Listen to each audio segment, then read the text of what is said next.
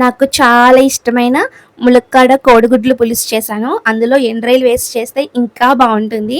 మరి ఈ రుచికరమైన రెసిపీ ఎలా చేయాలో చూపిచ్చేస్తాను వచ్చేయండి. ముందుగా కడాయి తీసుకొని అందులో ఆయిల్ వేసి, చిటికెడు పసుపు వేసి ఉడికించిన కోడిగుడ్లను ఫ్రై చేయాలి. వీటికి ఘాట్లు కూడా పెట్టండి. పులుసు అందులోకి వెళ్ళి ఇంకా చాలా బావుంటుంది.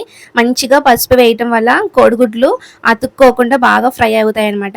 ఇప్పుడు వీటిని పక్కకు తీస్తున్నాను. తర్వాత మీకు కావాల్సినన్ని ఎండు రొయ్యలు తీసుకొని వాటిని కూడా బాగా ఫ్రై చేయాలి. వీటిని బాగా వేడి నీటిలో వాష్ చేయాలన్నమాట. అప్పుడు దాంట్లో నీచు వాసన అంతా పోతుంది. తర్వాత 2 ఆనియన్స్, 2 చిల్లీస్‌ని కూడా ఫ్రై చేస్తున్నాను. ఇది బాగా ఫ్రై అవ్వటానికి కూరకు సరిపడా ఉప్పు, పసుపు కూడా ఇప్పుడే వేసేస్తున్నానన్నమాట. మంచిగా ఫ్రై అవుతున్నాయి.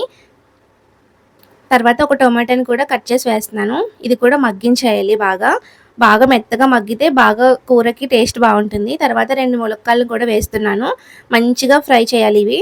అలా బాగా మగ్గిన తర్వాత కూరకు సరిపడినంత కారం వేస్తున్నాను. నేను 2 స్పూన్లు వేశాను ఇక్కడ. కారం కూడా బాగా ములక్కాడలకు పట్టేలాగా మంచిగా మగ్గనివ్వాలి.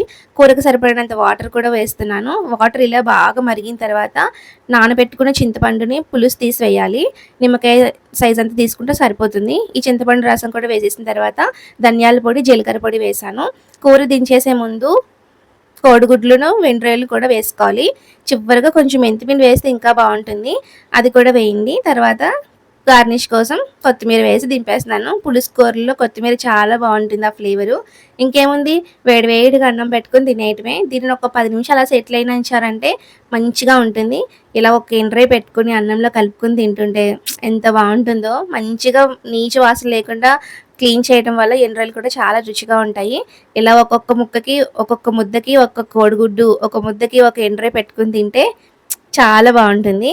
ఇదంతా కూడా గోదావరిలో స్పెషల్ అనమాట. ఇది ఎక్కువగా మీరు ఆంధ్రాలో చూస్తారు ఇలాంటి కాంబినేషన్స్. అందులోని మా గోదావరిలో స్పెషల్ రెసిపీస్ ఇవన్నీ కూడా. ఇంక ఇలాంటి రెసిపీస్ కోసం కామెంట్ చేయండి, సబ్స్క్రైబ్ చేయండి.